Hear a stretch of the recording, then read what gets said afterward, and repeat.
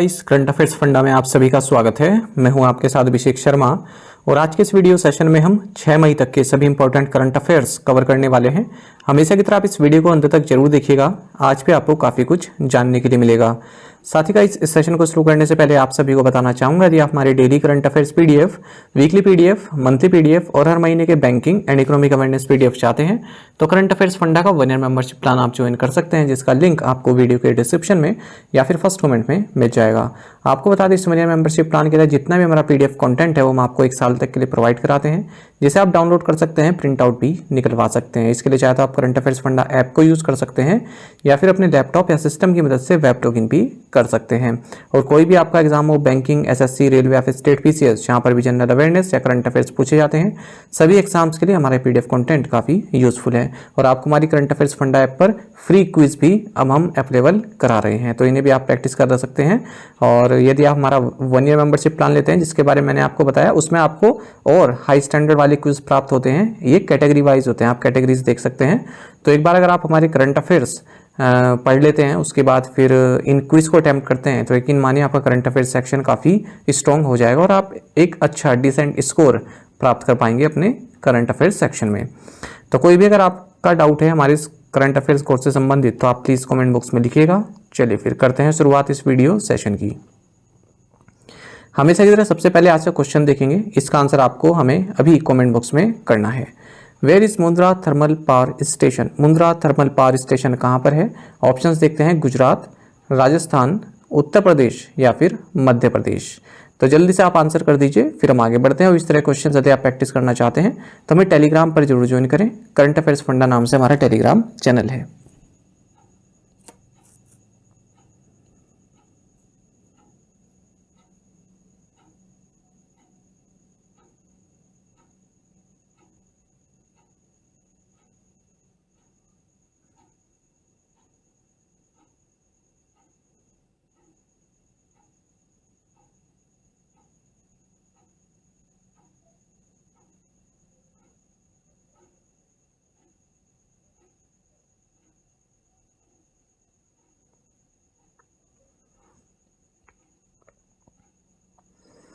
What is India's rank on the World Press Freedom Index released by Reporters Without Borders? Reporters without borders द्वारा जारी विश्व press स्वतंत्रता सूचकांक में भारत का स्थान क्या है? ऑप्शंस आपके सामने है। सही आंसर ऑप्शन सी है 159। आपको जानना चाहिए कि हाल ही में रिपोर्टर्स विदाउट बॉर्डर्स, ये एक इंटरनेशनल नॉन प्रॉफिट ऑर्गेनाइजेशन है, इसने world press freedom index release किया है।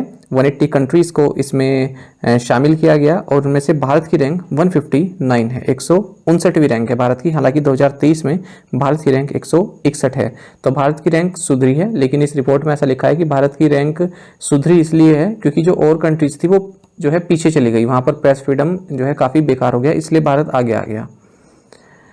नॉर्वे टॉप पोजीशन पर है, मतलब सबसे ज़्यादा स्वतंत्र प्रेस यहाँ की है। उसके बाद फिर डेनमार्क है दूसरे नंबर पर, स्वीडन तीसरे नंबर पर है, नीदरलैंड्स चौथे नंबर पर है और फिनलैंड 5वें नंबर पर है।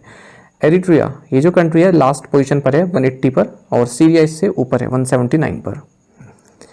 इंडिया के अगर हम नेबर्स की बात करें तो भारत से ऊपर नेपाल है 74, भूटान 147, श्रीलंका 150 और पाकिस्तान 152। ये भारत से ऊपर है प्रेस फ्रीडम में। और भारत से नीचे बांग्लादेश है 165, म्यांमार 171, चाइना 172 और अफगानिस्तान 178। तो जहाँ तक संभावना है यहीं से क्वेश्चन पूछा जाता है भारत के नेबर कंट्रीज से कि कौन सी कंट्रीज जो भारत की नेबर हैं वो प्रेस फ्रीडम इंडेक्स में भारत से ऊपर हैं या नीचे हैं। हालांकि गवर्नमेंट ऑफ इंडिया इस इंडेक्स को जो है रिजेक्ट करती है, उन्हें लगता है कि इसमें जो मेथोडोलॉजी यूज़ की जाती है वो सही नहीं है। इसमें ये बताया गया है कि जो एशिया पैसिफिक रीजन है, यहाँ पर जो प्रेस फ्रीडम की सिचुएशन है ये काफ़ी वर्ष हो गई है और 32 में से 26 कंट्रीज़ का जो स्कोर है वो इस 2024 वर्ल्ड प्रेस फ्रीडम इंडेक्स में नीचे ही आया है। और आप राइट हैंड साइड पर ये टॉप 10 कंट्रीज़ भी देख सकते हैं। तो एशिया की कोई भी कंट्री नहीं है इसमें टॉप 10 में, ज़्यादातर यूरोप की कंट्रीज़ हैं। Who took charge as the 39th vice chief of the Indian navy? भारतीय नौसेना के 39वें उप प्रमुख के रूप में किसने कार्यभार संभाला? सही आंसर ऑप्शन बी है कृष्णा स्वामीनाथन। आपको जानना चाहिए कि वाइस एडमिरल कृष्णा स्वामीनाथन ये 39th vice chief of the Indian navy बने। इससे पहले चीफ ऑफ पर्सनल के तौर पर सर्व कर रहे थे। और एक और अपॉइंटमेंट आपको जानना चाहिए इंडियन एयरफोर्स में, एयर मार्शल नागेश कपूर ये air officer commanding in chief training command of the Indian air force बन गए हैं बेंगलुरु में। What is Paul Auster who passed recently best known for writing? Paul Auster जिनका हाल ही में निधन हो गया, किस लेखन के लिए जाने जाते हैं? सही आंसर ऑप्शन सी है, द न्यूयॉर्क ट्रायलॉजी। देखिए पॉल ऑस्टर जो कि एक अमेरिकन ऑथर रहे और द न्यूयॉर्क ट्रायलॉजी इसके लेखन के लिए जाने जाते थे और 77 की एज में इनका निधन हो गया। अदर ऑबिचुरीज देख लेते हैं। Indian playback singer Uma Ramanan जिन्होंने कि काफ़ी सारे गाने गाए हैं तमिल में, इनका निधन हो गया 72 की एज में। जाने माने journalist, publisher and editor of daily Hindi मिलाप विनय वीर, इनका भी निधन हो गया 72 की एज में। National secretary of the communist party of India CPI Atul Kumar अंजान, इनका भी निधन हो गया है 70 की एज में। What is the OECD's revised growth forecast for India in the 2024-25 fiscal year? 2024-25 वित्तीय वर्ष में भारत के लिए OECD का संशोधित विकास पूर्वानुमान क्या है? सही आंसर ऑप्शन डी है 6.6%। देखिए organisation for economic cooperation and development यानी कि OECD, इन्होंने जो ग्रोथ फोरकास्ट है भारत की 2024-25 के लिए वो 6.6% बताए हैं। और ये भी कहा है कि अगर हम ग्लोबली फोरकास्ट देखें तो GDP ग्रोथ जो है 3.1% रहेगी 2024 में, ठीक है, और 2025 में 3.2% रहेगी। 2023 में भी 3.1%, 2024 में 3.1%, 2025 में 3.2%। OECD की बात करते हैं, हेडक्वार्टर्स पेरिस फ्रांस में है, स्थापना 1961 में हुई थी। Who was named the Football Writers Association's Men's Player of the Year for the 2023-24 season? 2023-24 season के लिए फुटबॉल राइटर्स एसोसिएशन का वर्ल्ड का सर्वश्रेष्ठ पुरुष खिलाड़ी किसे नामित किया गया? सही आंसर ऑप्शन बी है, फिल फोडेन। देखिए मैनचेस्टर सिटी के मिडफील्डर फिल फोडेन, इनको फुटबॉल राइटर्स एसोसिएशन का men's player of the year award दिया गया है। वहीं मैनचेस्टर सिटी की फॉरवर्ड खिलाड़ी खादिजा सौ, इन्हें विमेंस अवार्ड दिया गया है। आपको बता दें जो फिलिप फोडेन है ये इंग्लिश प्रोफेशनल फुटबॉलर हैं, इंग्लैंड से हैं, मैनचेस्टर सिटी के लिए खेलते हैं, इंग्लैंड नेशनल टीम के लिए भी खेलते हैं। और अगर हम बात करें खादिजा मोनिफा बनी शॉ की, तो ये जमैका की प्रोफेशनल फुटबॉलर हैं, जमैका की नेशनल टीम के लिए खेलती हैं और मैनचेस्टर सिटी के लिए भी खेलती हैं। Who has been reappointed as the part-time chairman of HDFC Bank Limited for a period of 3 years? 3 साल की अवधि के लिए HDFC बैंक लिमिटेड के अंशकालिक अध्यक्ष के रूप में किसे पुनः नियुक्त किया गया? सही आंसर ऑप्शन सी है, अतनु चक्रवर्ती। देखिए रिजर्व बैंक ऑफ इंडिया ने अतनु चक्रवर्ती की अपॉइंटमेंट को अप्रूव कर दिया है HDFC bank limited part time chairman के तौर पर, ठीक है। 3 साल के लिए अपॉइंटमेंट रहेगी 2027 तक। HDFC बैंक की बात करें, CEO शशिधर जगदीशन है, हेडक्वार्टर्स मुंबई में है और टैगलाइन है we understand your world. Which bank has become the first US bank to fail in 2024? कौन सा बैंक 2024 में विफल होने वाला पहला अमेरिकी बैंक बन गया है? सही आंसर ऑप्शन डी है, रिपब्लिक फर्स्ट बैंक।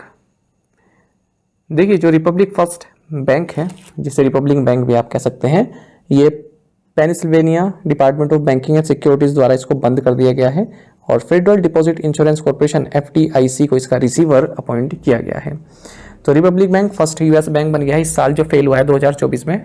और 2023 में जो है लास्ट टाइम जो बैंक फेल हुआ था सिटीजन्स बैंक सैक सिटी था। डिपॉजिटर को प्रोटेक्ट करने के लिए जो FDIC है यानी कि फेडरल डिपॉजिट इंश्योरेंस कॉर्पोरेशन, ठीक है, इसने एग्रीमेंट साइन किया है फुलटन बैंक के साथ, national association of Lancaster Pennsylvania के साथ, ठीक है। जो भी डिपॉजिट वगैरह है, जो भी डिपॉजिटर हैं, ठीक है, उनको वापस दे दिया जाएगा जितना भी इंश्योर्ड रहता है, जैसे हमारे इंश्योर्ड रहता है बैंक में। What type of license did Grow and Worldline e-payments receive from the Reserve Bank of India? Grow और Worldline e-payments को भारतीय रिजर्व बैंक से किस प्रकार का लाइसेंस प्राप्त हुआ? सही आंसर ऑप्शन डी है, licence to operate as the online payment aggregators. देखिए वेल्थ मैनेजमेंट प्लेटफॉर्म ग्रो और digital payment processing company Worldline e payments, इन्हें रिजर्व बैंक ऑफ इंडिया से लाइसेंस प्राप्त हो गया है कि ये पेमेंट एग्रीगेटर के तौर पर कार्य कर सकते हैं। तो अब ये जो है और पे यू, रेजर पे, कैश फ्री, एमस्वाइप, जस्ट पे, अमेजोन पे, जोहो, गूगल पे, टाटा पे, इनकी लिस्ट में आ गए हैं जिन्हें पेमेंट एग्रीगेटर का के तौर पर जो है अब लाइसेंस दिया जा चुका है। पेमेंट एग्रीगेटर आपको मैंने कई बार बताया थर्ड पार्टी सर्विस प्रोवाइडर होते हैं और कस्टमर्स यहाँ पर पेमेंट्स ऑनलाइन जो है एक्सेप्ट कर सकते हैं या फिर दे सकते हैं, जैसे डेबिट कार्ड्स के थ्रू, क्रेडिट कार्ड्स के थ्रू कार्डलेस EMI दे सकते हैं, UPI बैंक ट्रांसफ़र कर सकते हैं, ई-वॉलेट्स, ई-मैंडेट्स, और इवन आप अपनी जो है ट्रांजैक्शन डिटेल्स भी निकाल सकते हैं। ठीक है, आपने देखा होगा कि जैसे हम ATM से निकालते हैं ना पिछले कुछ समय की ट्रांजैक्शन डिटेल, वो भी आप इसमें स्लिप निकाल सकते हैं। मतलब स्लिप आ जाती है डिजिटली आपके पास, क्या क्या ट्रांजैक्शन आपकी पिछले महीने भर की हुई है। रिजर्व बैंक ऑफ इंडिया ने ये जो पेमेंट एग्रीगेटर का जो पूरा मामला है, ये payment and settlement system act 2007 के तहत शुरू किया था।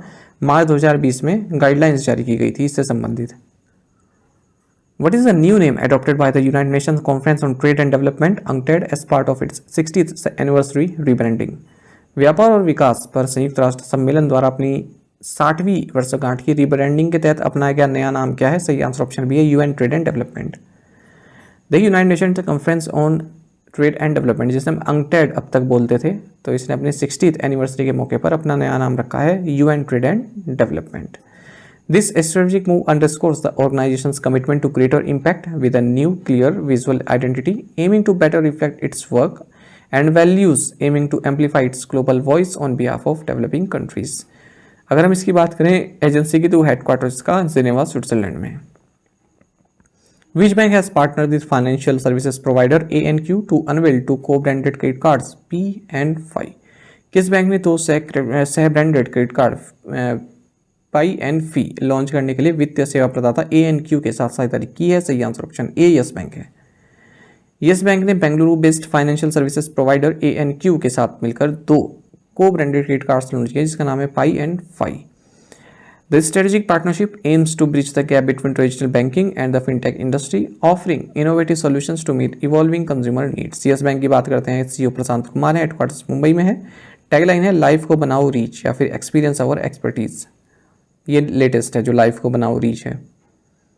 India and which country have agreed to enhance collaboration in defence industry and maritime security? Bharat और कौन सा देश रक्षा उद्योग और समुद्री सुरक्षा में सहयोग बढ़ाने पर सहमत हुए हैं? सही आंसर ऑप्शन सी है, इंडोनेशिया। देखिए, इंडिया एंड इंडोनेशिया ये डिफेंस इंडस्ट्री, मैरीटाइम सिक्योरिटी और मल्टीलेटरल कोऑपरेशन, इसमें जो है कोलैबोरेशन करने के लिए जो है सहमत हुए हैं।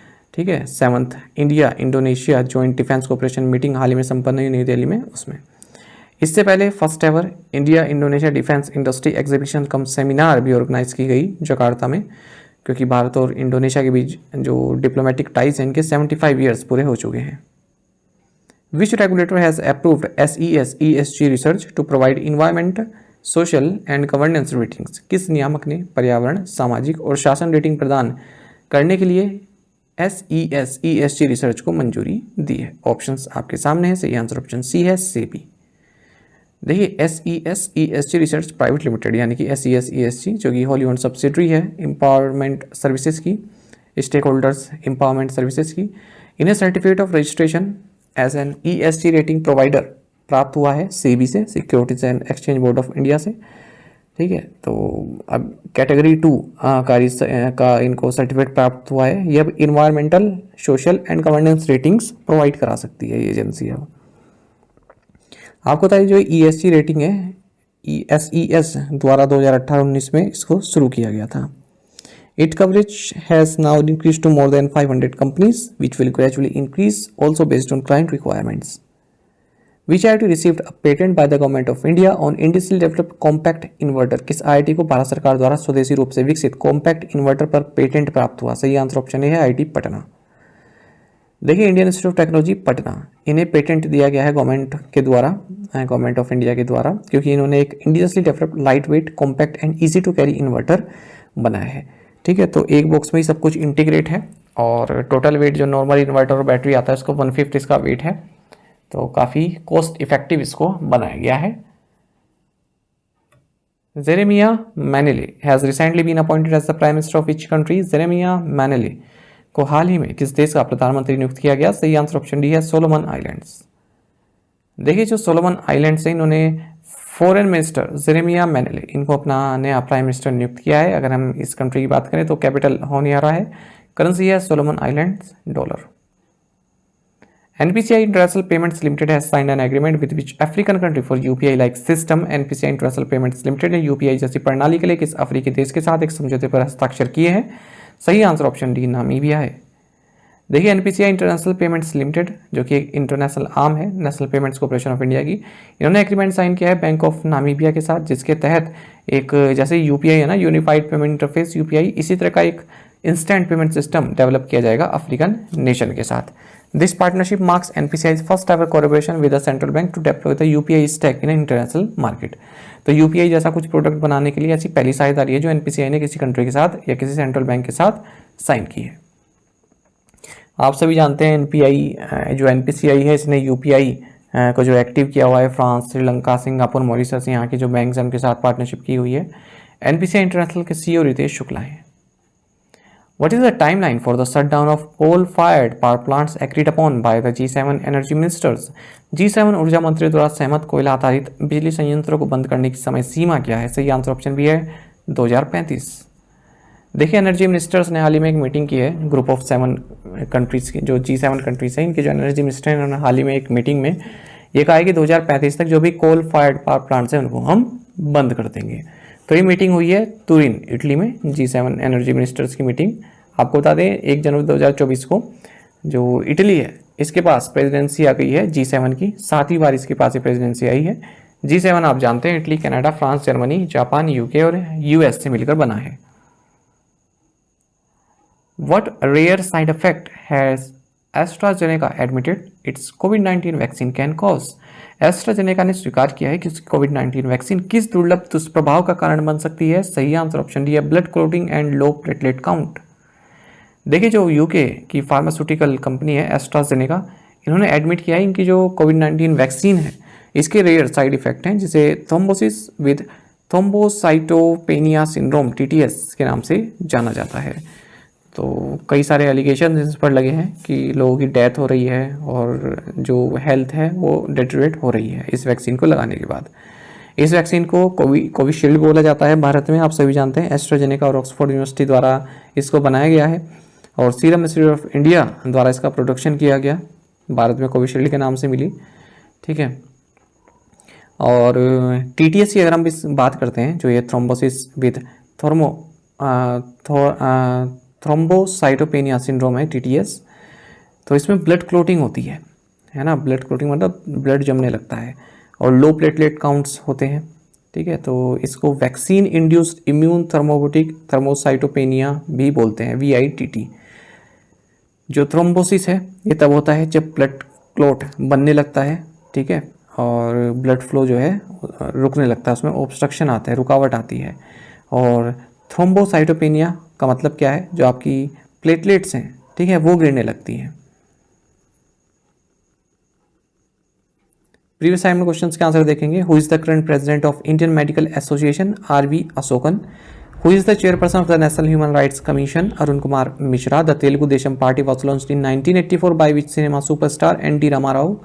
How many Lok Sabha constituencies does the state of Uttar Pradesh have? 80. Name the economist who wrote the 1936 book The General Theory of Employment, Interest and Money? Answer is John Maynard Keynes.